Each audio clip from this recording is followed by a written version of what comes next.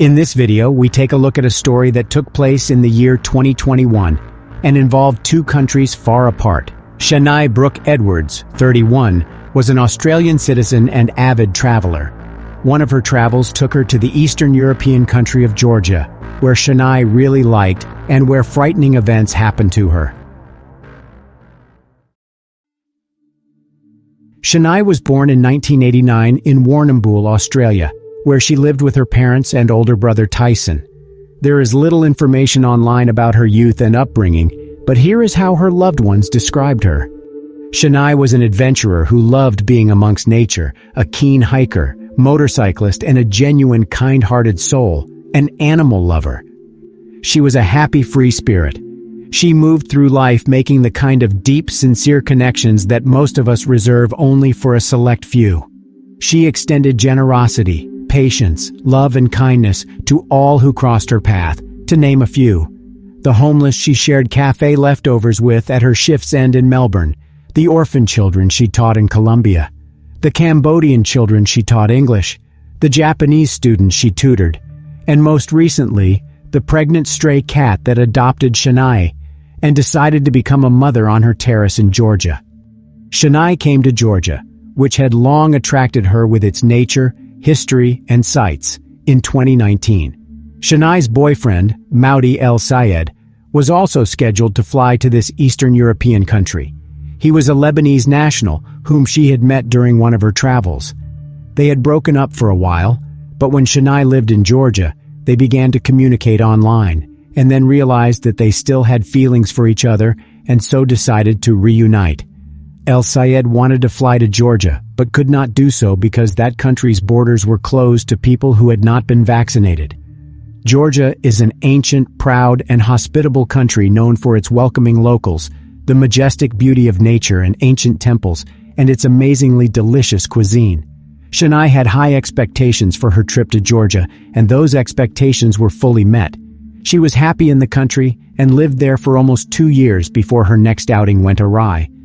Shanae lived in the Georgian capital of Tbilisi and taught English, which helped her earn a living, and at the same time, she could find free time to travel around the country and visit new and interesting places. Over time, she found like-minded friends who were travel enthusiasts like her. On July 29, 2021, she posted this photo on her social media account and captioned it with one word: joy. The photo was taken during a scenic ride on a motorcycle. Shanae was very fond of motorcycles.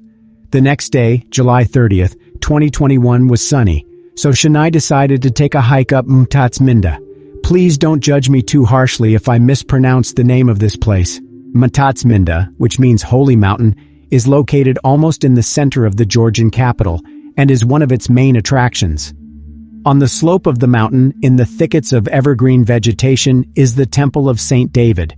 Mtatsminda is a popular destination for tourists and city residents.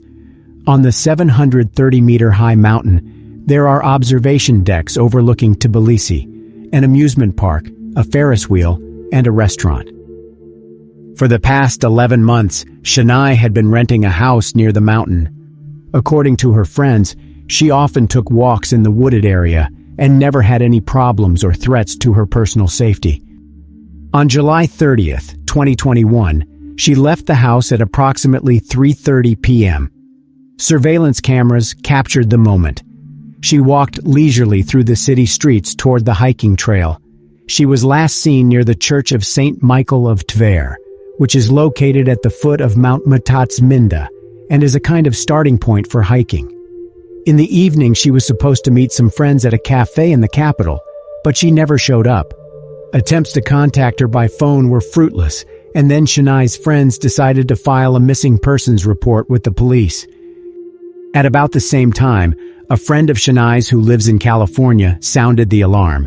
At 4:32 p.m., Shanae called her, and when she answered the phone, she heard her screaming, "Please let me go, okay? Just let me go." You could tell that Shanae was being attacked by someone, and she was asking to be left alone. The call was disconnected, and when Shanae's friend began to call back, no one answered. Different sources describe in different ways what Shanae's friend who lives in California did next. Some news outlets wrote that she posted to a Facebook group where members were people from different countries currently living in Georgia, and she asked someone to contact the police to report the disturbing call. Other sources say that Shania's friend herself contacted the Georgian police and told them everything. Whatever the case, it is certain that within hours after Shania made the frightening phone call, the Georgian police became aware of it and immediately began to check the information they had received. Several hundred police officers and volunteers were involved in the search. The area to be searched was large, and so numerous groups combed the slopes of Mount Matatsminda.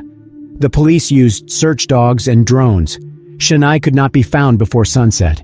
She had not returned home, her phone was off, and she had not gone to any of the local hospitals for help. This was not a good sign, as was confirmed the next day. Unfortunately, on July 31st, after an intensive search, 31-year-old Shania Brooke Edwards was found dead near a hiking trail. The perpetrator tried to cover up the evidence of the crime, so he hid the body under tree branches and leaves. The crime weapon, a knife, was found not far from the body. Below on the mountainside, Shania's phone was soon found. On further inspection of the crime scene, police found an old rusty shovel, a fireplace, used needles, and many empty bottles. Georgia's interior minister told local media that the police had some information that was not disclosed in the interest of the investigation. The ministry and police officers are doing everything they can to find the perpetrator, he said. During the forensic examination of Shania's body, they counted 13 stab wounds, 5 of which were in the neck area, which to the police meant only one thing. The perpetrator, without a doubt, intended to take the young woman's life. There were also signs of strangulation on her neck. After Shania's death was officially confirmed by the authorities, the media reported that the crime had been motivated by lust. The Georgian police, however, denied this information, as the forensic medical examiner did not find any signs of a crime against the woman's integrity. Shania's enraged boyfriend, Maudi El Sayed, has vowed to track down the culprit no matter how long it takes and get back at him. "Right now, I have one mission in life, revenge," he said. "I don't care if I spend the rest of my life behind bars, justice will be served and the criminal will suffer as much as Shania did," he added. Shania's death was a heavy blow to her friends and a particularly difficult experience for her family, who lived on another continent. The relatives had to solve the problem of transporting the body home, and the police had to find the culprit. No doubt, crime prevention and finding criminals is a direct responsibility of the police, but in this case there was another important factor. Georgia's revenue from tourism exceeds $1 billion a year, and the fact that one of the travelers lost their life in a popular place, the capital of the state, could have had a negative impact on the entire tourism industry. The police interviewed more than 200 people, including friends, co-workers, Shania's neighbors, and park employees and visitors. Routes were studied, as well as video footage of her movements that day.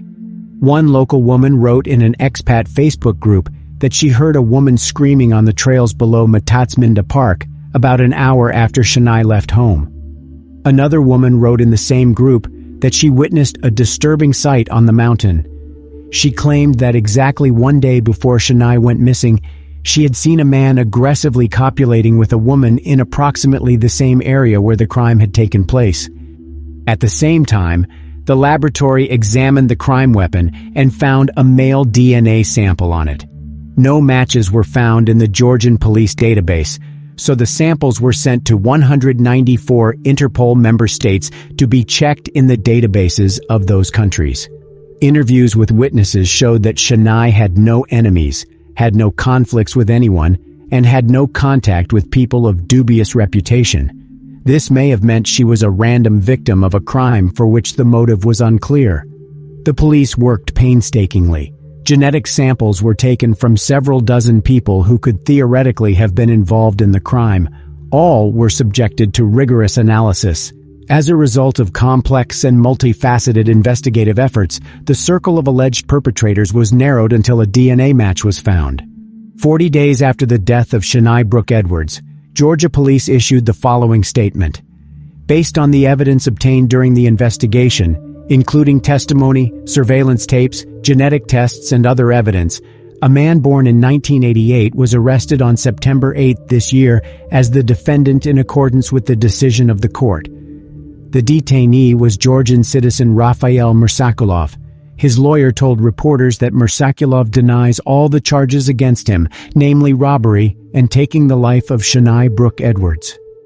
He pleads not guilty. He had nothing to do with the case. I've already seen him, we've talked, and we've decided on a position. He's exercising the right to remain silent, the lawyer said. When information about the suspect's identity leaked to the press, Mersakulov's image was shown on television. After that, a woman from the Georgian capital wrote a post on her Facebook page stating that her friend had been attacked by two wild beasts on Mount Matatsminda a few months ago. Although the police knew the identity of the perpetrators, the case was shelved. As the woman claimed in her post, one of the attackers was Rafael Mersakulov. The author of the post suggested that if the police had done their job well, the Australian girl would probably be alive. As for those data of Rafael Mersakulov, which he himself openly shared on his Facebook page, the man was an activist of the ruling Georgian Dream Party. On September 10, 2021, the Tbilisi court refused to release Mersakulov on bail. While he was awaiting trial in custody, police officers, in addition to the irrefutable physical evidence they had, obtained a no less important testimony. It was decided that after the attack on Shania Brooke Edwards, Mersakulov returned home and told his brother and his wife about the crime, but warned them that if they told anyone about it, their young child would suffer the same fate as Shania. In October 2021, the Edwards family published a letter describing what Shania was like and thanked everyone for their support. In particular, they thanked Georgia for their financial assistance in repatriating Shania's body and the Georgian people for their continued attention, love, and support during this difficult and tragic time. The first hearing on the case took place in February 2022. Under Georgian law, Mersakulov faced 16 to 20 years in prison. He chose not to exercise his right to remain silent and pleaded guilty at the trial to robbery, but denied the charge that he acted intentionally when he took Shania's life. However, the prosecutor didn't think so. In his opinion, the number of stab wounds spoke to the defendant's intent to take the victim's life.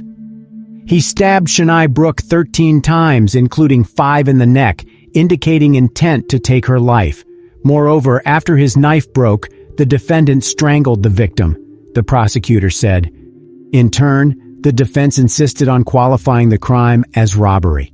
Mersakulov pleaded guilty to robbery, and that was the motive.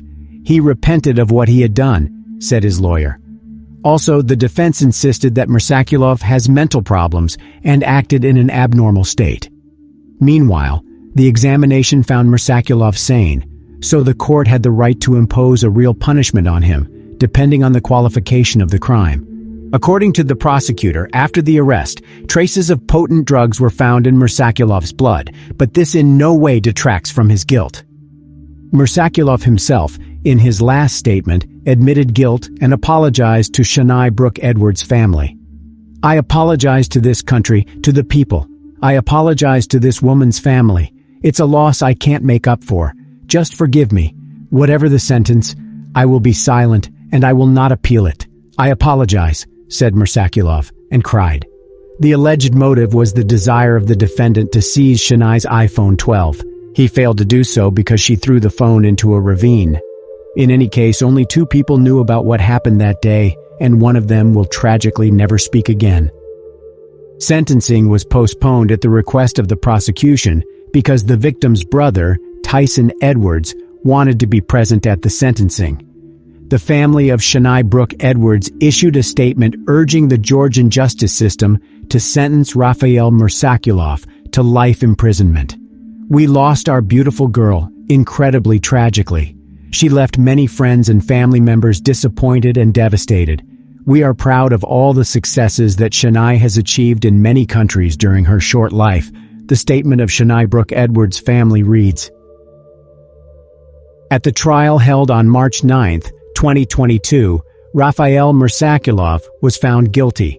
Shania's brother Tyson, on behalf of the family, once again asked that the defendant be sentenced to life imprisonment. Mursakulov apologized to Tyson Edwards, saying that he's not that kind of person and that he just got into this situation. As a result, 33-year-old Rafael Mursakulov was sentenced to 20 years in prison. According to Georgian law, 20 years is the maximum sentence he could receive.